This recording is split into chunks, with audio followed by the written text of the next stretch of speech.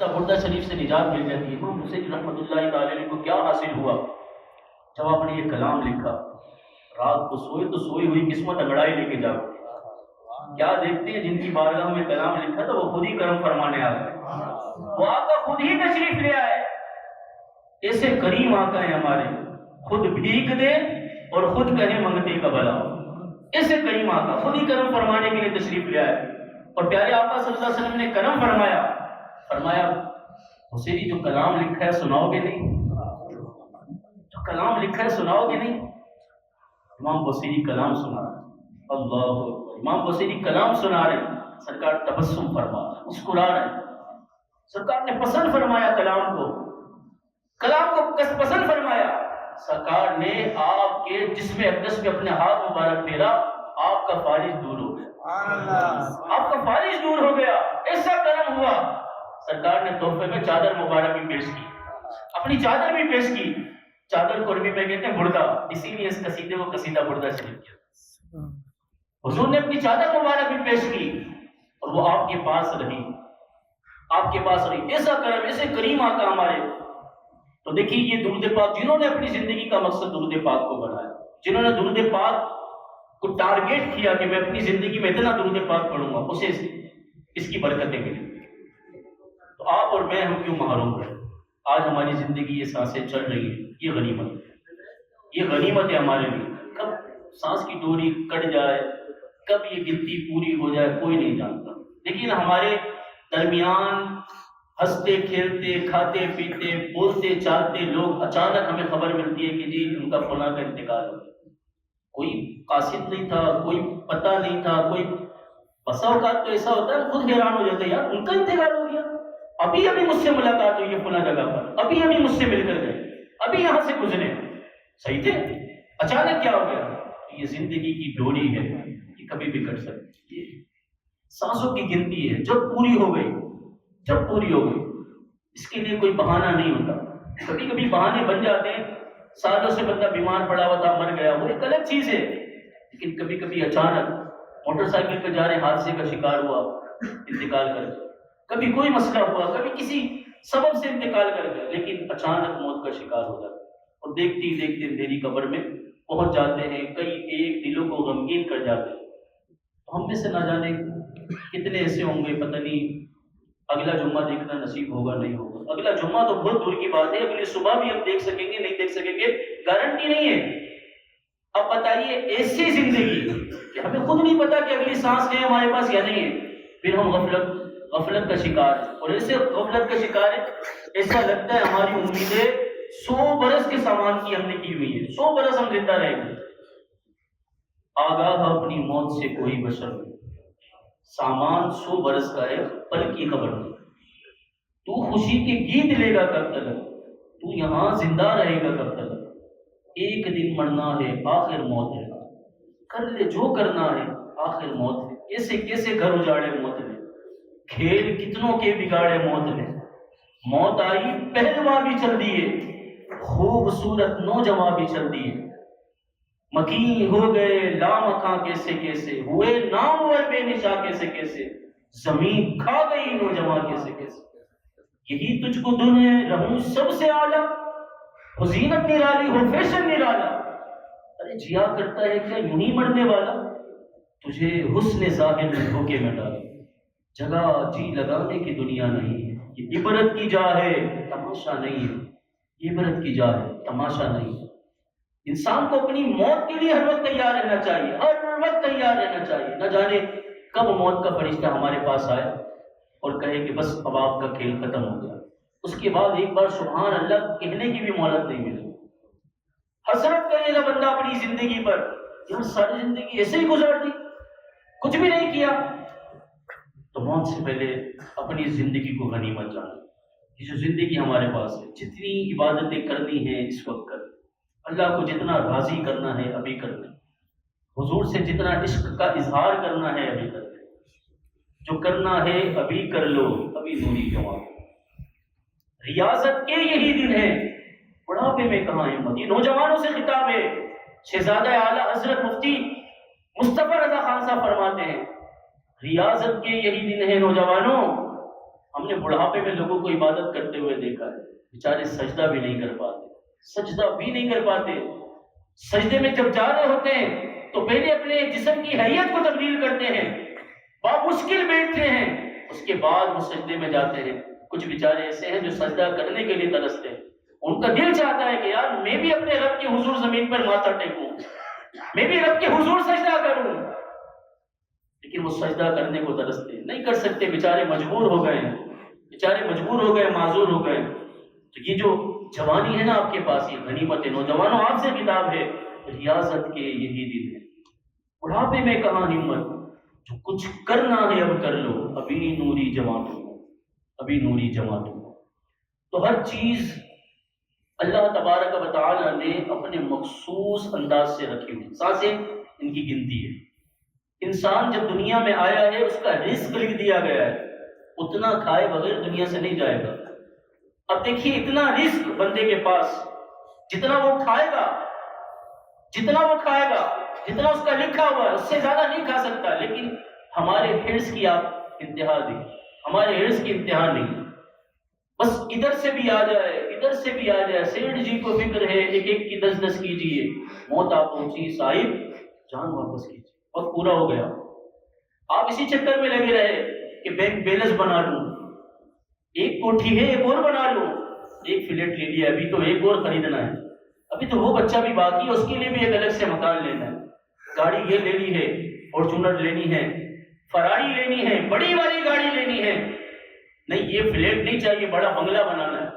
اسی فکر میں بندے کی زندگی تمام ہو رہی ہے، اسی فکر میں بندے کو یہ سوچنا چاہیے کہ میں نے اب تک کی زندگی میں اپنے رب کی کتنی اطاعت کی، کتنی فرما برداری کر چکا ہوں، میرے رب نے مجھے جو احکامات دیے تھے میں کتنے کر چکا ہوں۔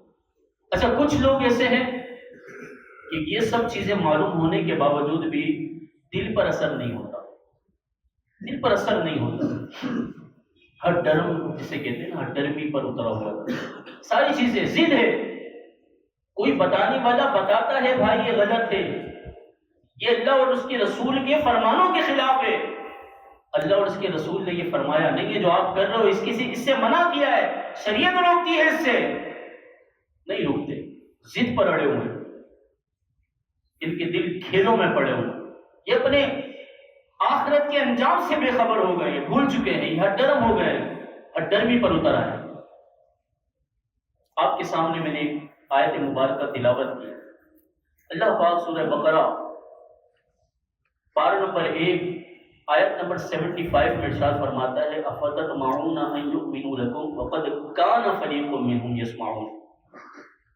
یسمعون کلام اللہ ثم یحرفونہ من بعد ما عقلوہ وهم یعلمون۔ اے میرے محبوب اور میرے محبوب کے پیارے پیارے صحابہ، تم یہ تمنا کرتے ہو، تم یہ امید رکھتے ہو کہ یہ لوگ ایمان لائیں گے؟ آئیے اس کا کچھ پس منظر میں آپ کی طرف آپ کو بیان کرتا ہوں۔ حضور علیہ السلام جب بنی اسرائیل کی طرف نبی بنا کر بھیجے گئے، تمام کائنات کی طرف حضور کو نبی بنا کر بھیجا گیا، مدینے کی طرف جب آپ نے ہجرت کی تو بنی اسرائیل کو دعوت دی، اسلام کی دعوت دی، صحابہ بھی تبلیغ کرتے، حضور بھی تبلیغ کرتے، لیکن یہ ایمان نہ لاتے، تو صحابہ اور حضور کا دل غمگین ہوتا، حضور اور صحابہ کرام غم کرتے اس کا کہ یہ کیوں ایمان نہیں لا رہے۔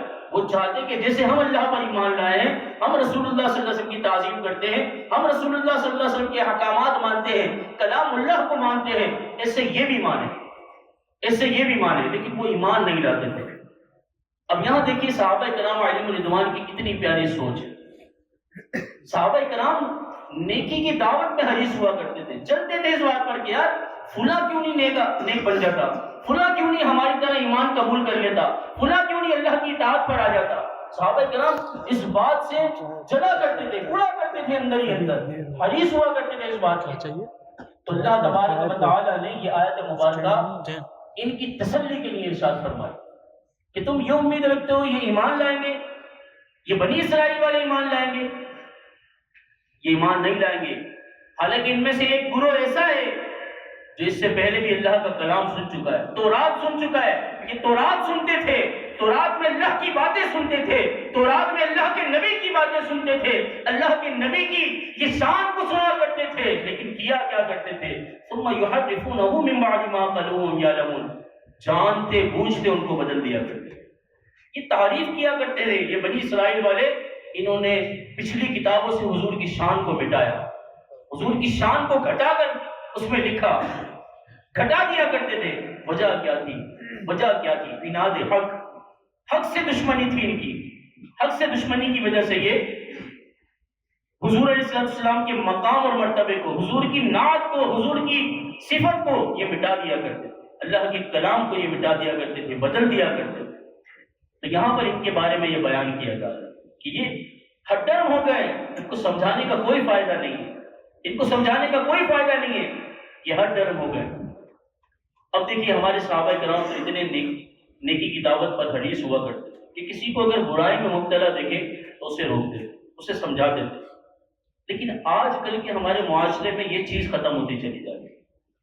ہم کیا سوچتے ہیں یار کون سمجھائے گا ان کو، نہیں سمجھتے یہ قوم سمجھنے والی نہیں ہے، کریں گے جیسا ویسا بھریں گے.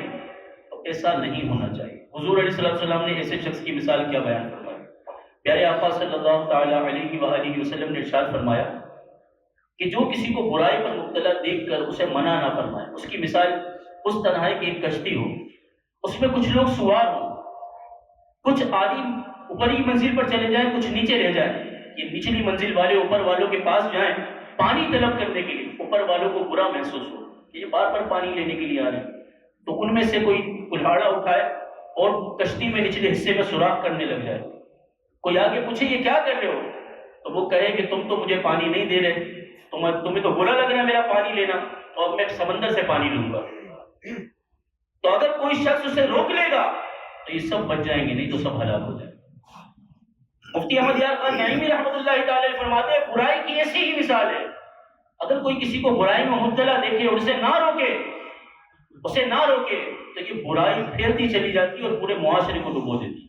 اس کشتی کی طرح، جیسے اس کشتی میں سوراخ کر دیا گیا اور اس کشتی میں سوراخ کرنے والے کو نہیں روکا گیا سوراخ کرنے سے، تو آہستہ آہستہ اس میں پانی بڑھتا رہے گا، پھر نہ نچلی منزل والے باقی رہیں گے نہ اوپری منزل والے باقی رہیں گے. تو یہ برائی یاد رکھیے گا فرد سے افراد، افراد سے معاشرہ بنتا ہے. ہم یہ نہ سوچیں کہ اس کے اندر برائی ہے، اس کے ساتھ برائی ہے، ہم کیا کریں. یہ برائی کب افراد میں اور کب معاشرے میں پھیل جائے گی ہمیں پتہ نہیں لگے گا. اور ہم یہی اگر سوچتے رہے کہ یار ہمارے اس سے کیا واسطہ، ہمارے اس سے کیا لینا دینا، تو پھر یاد رکھیے گا ہم انتظار کریں اس بات کا کہ یہ برائی کی آگ کب ہمارے گھر تک اور ہمارے بچوں کو جو ہے متاثر کرتی ہے. پھر ہم انتظار کریں اس بات کا. یہ پھیلتی ہے یہ برائی کی آگ. دیکھیے نا مثال کے طور پر عام جو کچھ ایسے علاقے ہوتے ہیں انہیں کہتے ہیں پورش ایریاز ہیں، بہت اچھے لوگ یہاں پر رہنے والے ہیں، یہاں پر رہائش اختیار کرنی چاہیے آدمی کو. سلجھے ہوئے لوگ ہیں، تہذیب یافتہ لوگ ہیں، سمجھدار لوگ ہیں، تعلیم یافتہ ہیں، اخلاق اور محبت والے لوگ ہیں، وہاں کا ماحول اچھا ہے، وہاں رہائش اختیار کرنی چاہیے. تو وہ کیا علاقے کی خصوصیات ہے؟ کیا وہ علاقہ ایسا ہے؟ نہیں، وہ علاقے والوں کی وجہ سے، وہاں کے لوگ ایسے ہیں. اور اس کے برعکس کچھ ایریاز ایسے ہیں، کچھ علاقے ایسے ہوتے ہیں جو کہتے ہیں یار یہاں نہیں جانا، یہاں کا ماحول صحیح نہیں، یہاں رہائش نہیں اختیار کرنا، یہاں کا ماحول صحیح نہیں ہے، یہاں کے لڑکے، یہاں کے جو نوجوان ہیں ان کی عادتیں صحیح نہیں ہیں، یہاں گھر نہیں لینا. وجہ کیا بنے؟ لوگ خراب ہیں، علاقے کی بات نہیں ہے. پھر برائی ہوتی ہے نا یہ اس طرح علاقے کو، پھر علاقے سے باہر، پھر معاشرے کو، پھر یہ پورے شہر میں یہ تباہی پھیل جاتی ہے. کتنی برائیاں ہمارے شہر میں ایسے عام ہوئی ہیں کہ اسے نہیں روکا گیا، وہ پھیلتی چلی گئی. آج پورے شہر میں بلکہ پورے پاکستان میں، دنیا میں بھی ایسی برائیاں ہیں وہ عام ہیں. ابتدا تو کہیں نہ کہیں سے ہوئی نا اس کی. تو اگر ہم آج نہیں روکیں گے اس برائی کو تو یاد رکھیے گا پھر یہ برائی ہم تک بھی پہنچے گی، ہمارے گھر تک بھی پہنچے گی، ہمارے بچوں کو بھی متاثر کرے گی. تو یہ نہ سوچیں کہ مجھے کیا اس سے غرض. قرآن پاک میں اور کچھ ایسے لوگوں کے بارے میں بیان فرمایا گیا کہ وہ لوگوں کو سمجھایا کرتے تھے. تو ان سے یہ کہا گیا کہ تم جو سمجھاتے ہو کیوں سمجھاتے ہو، کیوں لوگوں کو سمجھا رہے ہو؟ لِمَ تَعِظُونَ قَوْمًا اللَّهُ مُهْلِكُهُمْ أَوْ مُعَذِّبُهُمْ عَذَابًا شَدِيدًا. ایسے لوگوں کو سمجھا رہے ہو، ان کے لیے تو اللہ پاک نے ان کو ہلاک کر دیا، ان کے لیے تو لکھ دیا گیا عذاب شدید، یہ شدید عذاب کے مستحق ہے، ان کے لیے لکھ دیا گیا. تو انہوں نے کیا جواب دیا؟ ان نیک لوگوں نے کیا جواب دیا انہوں نے کہا قالوا معذرۃ الی ربکم، ہم یہ اس لیے کرتے ہیں تاکہ اپنے رب کی طرف معذرت بھیج سکے. کل بروز قیامت جب اللہ تبارک و تعالی ہم سے سوال کرے گا تمہارے معاشرے میں یہ برائی تھی، تمہارے پڑوس میں یہ برائی تھی، تمہارے ساتھ کام کرنے والا یہ برا کام کرتا تھا، تم نے اسے نہ روکا، تو ہم کیا جواب دیں گے؟ ہماری معذرت تو ہوگی نا کہ مولا ہم نے انہیں سمجھایا تھا، ہم نے اپنے پڑوسی کو بھی سمجھایا تھا، ہم نے اپنے چھوٹے بھائی کو بھی سمجھایا تھا، ہم نے اپنے بچوں کی امی کو بھی سمجھایا تھا، بچوں کو بھی سمجھایا تھا. یہ جذبہ ہمارے اندر بیدار ہونا چاہیے کہ یار میں نماز پڑھ رہا ہوں، میرا بھائی بھی نماز پڑھے، میرے ساتھ کام کرنے والا بھی نماز پڑھے، میرا ہمسایہ بھی نماز پڑھے، میرا پڑوسی بھی نماز پڑھے. اس پر کوشش کرے، اس پر کوشش کرے. یہ نیکی کی دعوت کا جذبہ آج ہمارے اندر سے ختم ہوتا چلا جا رہا ہے، ختم ہوتا چلا جا رہا ہے. میں اگر قرآن پڑھ رہا ہوں تو میری خواہش یہ ہونی چاہیے کہ یار میرا بھائی بھی قرآن پڑھے، میرے ہمسائے بھی قرآن پڑھے، دیگر مسلمان بھی قرآن پڑھے. تو نیکی کی دعوت، جتنی آپ نیکیوں کا عام کریں گے ہمارا معاشرہ اتنا اچھا ہوتا جائے گا، ہمارے معاشرے میں سدھار آتا جائے گا. اور اگر ہم برائی دیکھ کر آنکھیں بند کرتے رہیں گے تو یاد رکھیے گا یہ برائی پھیلتی رہے گی. یہ برائی ناسور کی طرح ہوتی ہے، معاشرے میں یہ تباہیاں مچا دیتی ہے، معاشرے کو ہلاک کر دیتی ہے. اگر آج ہم نے اپنے چھوٹوں کے اندر برائی کو دیکھ کر نہ روکا تو پھر کوئی بعید نہیں ہے کہ یہ برائی آہستہ آہستہ آہستہ آہستہ پھیلتی چلی جائے گی. دیکھیے نا کچھ علاقے ایسے ہوتے ہیں اس میں وہ برائی صرف انہی کے ساتھ ہوتی ہے، دیگر علاقوں میں جاتے ہیں وہ برائی ان کو نہیں مل رہی ہوتی. بہت ساری برائیاں ایسی ہیں، بہت ساری چیزیں ہم گنوا سکتے ہیں. جیسے غریب طبقے کے جو لوگ ہیں ان میں یہ دیکھا جاتا ہے کہ بھائی وہ سگریٹ کے بہت زیادہ عادی ہوتے ہیں، چرس پینے کے عادی ہوتے ہیں. کیوں؟ ان کا ماحول ایسا ہوتا ہے، وہ لوگ وہاں بیٹھے ہوتے ہیں. ان کے برعکس جو تعلیم یافتہ لوگ ہوتے ہیں، جو پڑھے لکھے لوگ ہوتے ہیں، ان کی چونکہ ایسی سوسائٹی نہیں ہوتی ہے، ایسا ماحول نہیں ہوتا، تو وہ ان سے بچنے والے ہوتے ہیں، وہ ان سے بچنے والے ہوتے ہیں. تو کچھ برائیاں علاقوں میں پھیل رہی ہوتی ہیں، آہستہ آہستہ آہستہ آہستہ اگر ان کے بڑے ان پر روک تھام کر لیتے وہ برائیاں پھیلتی نہیں. تو یہ اب ہماری یہ ذمہ داری ہے، ہم پر یہ ذمہ داری. کسی میں کوئی برائی دیکھیں، ہمارا چھوٹا ہے، ہمارا اپنا ہے، غیر ہے تو مسلمان، اسے اس برائی پر مطلع کریں، اسے سمجھائیں. وَذَكِّرْ فَإِنَّ الذِّكْرَىٰ تَنفَعُ الْمُؤْمِنِينَ. سمجھانا مومن کو فائدہ پہنچاتا ہے. سمجھاتے رہیں، یہ نہ سوچے کہ یار یہ تو سمجھتا ہی نہیں. اپنی جتنی بھی کوششیں ہیں اس کو سمجھانے میں لگاتے رہیں، سمجھاتے رہیں. ایک نہ ایک دن ضرور وہ راہ راست پر آئے گا، اس برائی سے توبہ کر لے. یہ دیکھا گیا ہے، دعوت اسلامی کا ماحول ایسا ہی پھیلا ہے. سمجھایا، انفرادی کوشش کرتے رہے. نوجوانوں پر ایک دم سے کوئی نوجوان آ کر امام والا نمازی نہیں بن گیا. سالوں کی محنت کی گئی، اس پر سالوں کوششیں کی، ہمیشہ اسے دعوت دیتے رہے. وہ ہٹتا رہا، جی چراتا رہا، بھاگتا رہا، کوششیں جاری رکھی. ایک وقت ایسا آیا وہی نمازی بن گیا. بعض تو ایسے ہیں جو معاشرے کے لیے ناصور تھے، وہی اس علاقے کے امام بن کر سامنے آئے، وہ علاقے کی تربیت کرنے والے بن کر سامنے آئے. کئیوں نے تو عالم دین کا کورس کر کے عالم دین بن گئے، کچھ مفتی بن گئے. دیکھیں سمجھانے سے ہو، برائی پہ مطلع کریں، پھر اسے روکیں، سمجھائیں. اللہ کریم ایک کاش ہمارے اندر یہ جذبہ پیدا ہو جائے، برائی پر مطلع کریں، برائی سے روکیں. اللہ کریم نیکی کی دعوت کا جذبہ ہمیں حاصل ہو جائے. آمین. بجاہ خاتم النبی صلی اللہ علیہ وسلم. ابھی اذان ہوگی.